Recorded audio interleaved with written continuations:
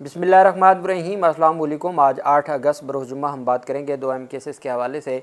पाकिस्तान मुस्लिम league नून के MPA हैं, उनके घर पर CCD ने छापा मार कार्रवाई की है और वहाँ से करोड़ों रुपए बरामद हुए हैं और गिरफ्तारियों की भी तफसीलात सामने आ रही हैं।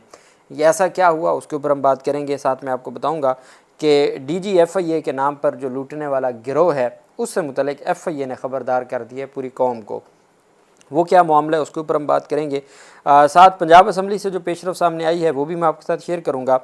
सबसे पहले हम बात कर लेते हैं आज लाहौर की दहशतगर्दी अदालतों में जो पाकिस्तान तहरीक इंसाफ के रहनुमाओं के ख़िलाफ़ मुकदमात हैं उसमें चूँकि आज फ़ैसला आज रात 12 बजे जो इस वक्त जब आप वीडियो सुन रहे हैं तो वो टाइम हो चुका है।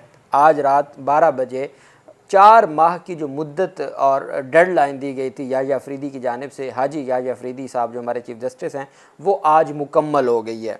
आज वो डेड लाइन मुकम्मल हो गई है और इसका मतलब ये है कि अदालतों के पास आज आखिरी दिन था। सुप्रीम कोर्ट के फ़ैसलों को अगर हम मद्देनज़र देखें, मद्देनज़र रखें कि आज वो फ़ैसला उन्होंने सुनाने थे, आज फ़ैसला ना हो सका। 2 मुकदमात का कल 9 मई का फ़ैसला होने जा रहा है और बाकी फिर मुझे लगता है कि शायद आगे चला जाए। उसमें सबसे अहम जिनाह हाउस है और जिनाह हाउस में अभी ट्रायल काफ़ी हद तक रहता है।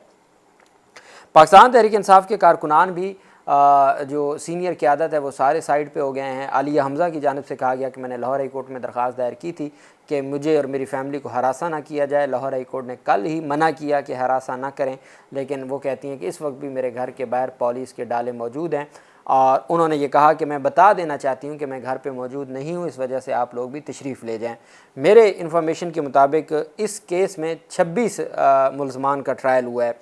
6 लीडर्स तो वो हैं जो जेल में हैं, इसके अलावा आलिया हमज़ा हैं, सनम जावेद हैं, खदीजा शाह हैं, बाकी जो पाकिस्तान तहरीक इंसाफ की ख़वातीन रहनुमा हैं वो सारी की सारी पेशावर हैं और खैबर पख्तूनख्वा में हैं। वो इस केस की जो 342 की कार्रवाई है उसमें पेश नहीं हो रही और यही वजह है कि उनको पता है कि गिरफ़्तारियाँ होंगी, 10-10 साल सज़ाएँ होनी हैं और उसमें 3 मैंने आपको बताया था कि जो शादमान थाना जलाओ गिराओ केस है उसमें 3 लोग हैं, मियाँ महमूद रशीद, मियाँ असलम इकबाल और जो चीमा है। उन 3 के ख़िलाफ़ ये इल्ज़ाम है कि उन्होंने डायरेक्ट फ़ायर किए पुलिस वालों पे, जो पुलिस वाले ज़ख्मी हुए थे। तो सहाफ़ियों का ये बताना है कि आज जो जेल ट्रायल है मुकदमा नंबर 103 राहत बेकरी और थाना शादमान, थाना राहत बेकरी का जो मुकदमा है वो मुकम्मल हो चुका है। थाना शादमान में 2 से 3 मुल्ज़मान का दफ़ा 342 का बयान आज रिकॉर्ड ना हो सका है, समाअत कल तक मुलतवी की गई है और जज साहब ने कहा जी वो कल ही फ़ैसला सुनाएंगे। तैमूर मलिक साहब जो पाकिस्तान तहरीक इंसाफ के मुल्तान से उम्मीदवार भी थे, सीनियर एडवोकेट है, वो कहते हैं कि रात के 10:30 बजे मैं पूरा दिन जो आज ट्रायल था वो शादमान का और राहत बेकरी जो केसेस हैं 9 मई 10 मई के, उनमें पेश होकर जेल से बाहर निकला हूँ। कहते हैं जी कि court proceedings are still continuing at this are and many members of the legal team are still at the jail court completing defence paper work for workers. वो कहते हैं कि इस वक्त 10:30 बजे मैं निकला हूँ लेकिन अभी तक भी पाकिस्तान तहरीक इंसाफ के वकला मौजूद हैं जो कई कारकुनान के जो 342 की डिफेंस स्टेटमेंट्स हैं उसको तैयार कर रहे हैं। इसका मतलब है अभी तक वो जो जेल में अदालत लगी हुई है वो रात के 10:30 बजे तो तैमूर मलिक साहब कहते हैं मैं निकला हूँ लेकिन उस वक्त तक जेल में कार्रवाई जारी है। वो कहते हैं जी कि ये जो these trials hearings have been held on each day this week without a break. कहते हैं कि ये जो हफ्ता गुजरा है, आज जुम्मा है, तो ये पूरे हफ्ते में कोई एक ब्रेक भी नहीं थी। रोज़ाना की बुनियाद पे लेट नाइट तक ये ट्रायल चलते रहे हैं और कल अब इनके ऊपर फैसला होगा।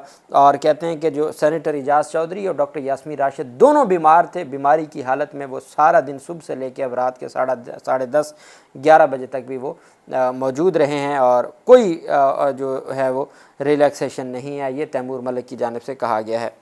अच्छा जी, अब देखना यह है कि ये तमाम मामलात में अदालत फ़ैसला क्या देती है। कल अदालत फ़ैसला सुनाएगी सेकंड टाइम।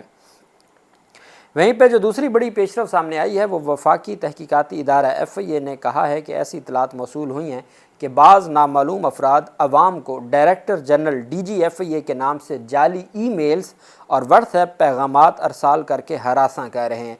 अब ये याद रखिएगा प्यारे पाकिस्तानी हो, अगर आपको कोई ईमेल आती है या व्हाट्सएप के ऊपर कोई FIA के DGFIA का नुमाइंदा बन के आपको हरासा करने की कोशिश करता है कि आपके ख़िलाफ़ ला इंक्वायरी शुरू कर दी है या कुछ जाली नोटिस भी बना के आपको, تو ایف آئی اے کی آج یہ ترجمان کی جانب سے پریس ریلیز جاری کی گئی ہے کہ یہ فیک ہے. ڈی جی ایف آئی اے نہ کسی کو ڈائریکٹ کوئی ای میل کرتے ہیں، نہ وہ واٹس ایپ کے اوپر کوئی نوٹس جاری کرتے ہیں. یہ سارا فیک ہے، یہ دھندا ہے، اس سے اپنے آپ کو محفوظ رکھیں. ترجمان ایف آئی اے کے مطابق ان جعلی پیغامات میں ڈی جی ایف آئی اے کا نام اور عہدہ استعمال کرتے ہوئے عوام کو خوف و ہراس میں مبتلا کیا جا رہا ہے، اور جعل ساز ان پیغامات پر ٹاپ سیکرٹ کی جعلی مہر ثبت کرتے ہیں تاکہ ان کی جعل سازی کو مستند ظاہر کیا جا سکے. ترجمان نے بتایا کہ یہ عناصر فرضی اور گمراہ کن نام استعمال کر کے خود کو سرکاری اہلکار ظاہر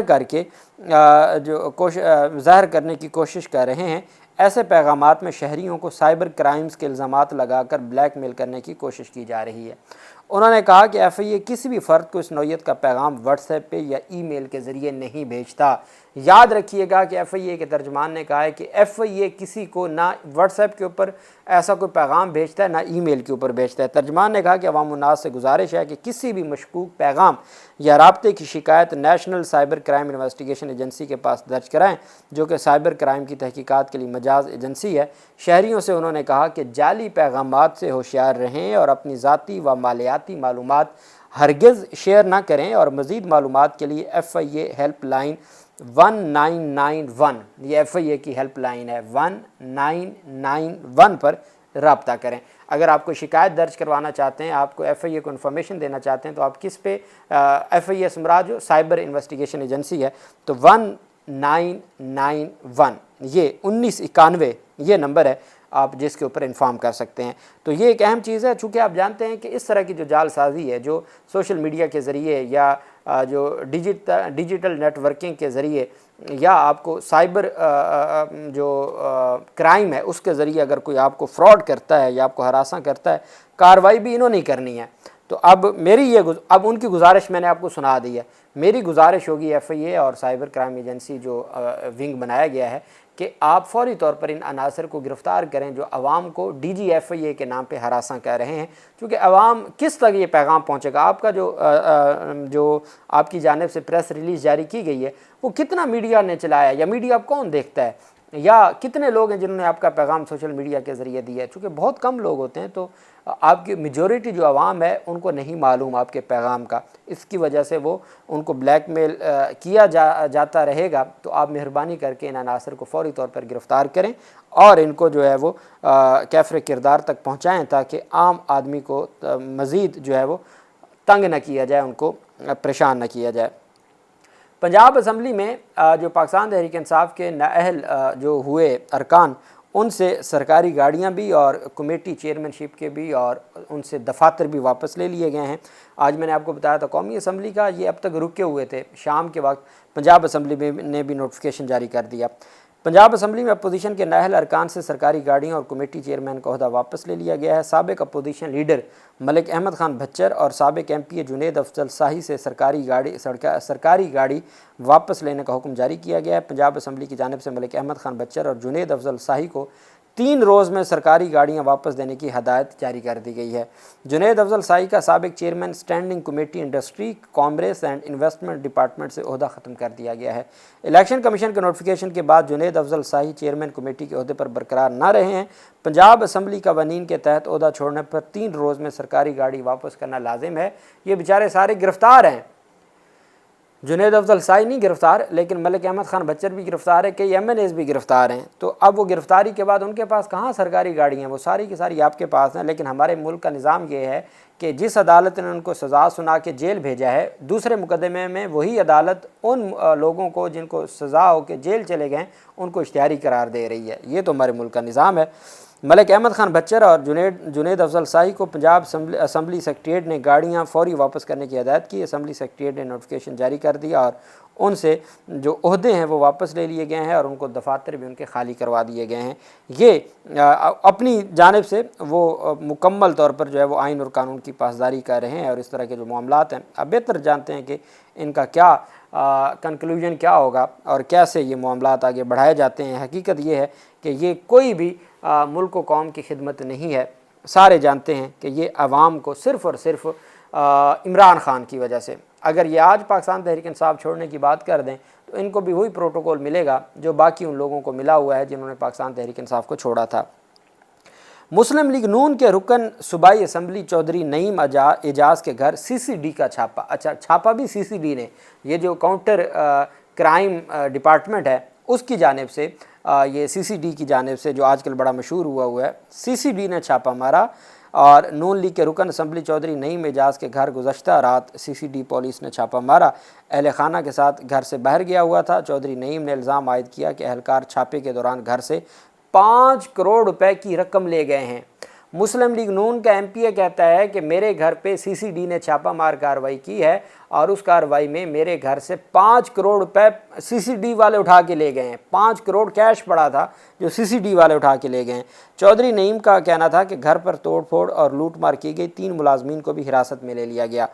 لیگی ایم پی اے کا کہنا ہے کہ میرا پراپرٹی کا کام ہے, زمینوں کی لین دین کرتا ہوں. چھاپے سے متعلق رپورٹ تھانے میں جمع کروا دی ہے. یہ میاں نعیم اعجاز آپ جانتے ہیں, بلیو ورلڈ سٹی جن کی ہاؤسنگ سوسائٹی ہے, بلیو ورلڈ سٹی, وہ نعیم اعجاز ہیں.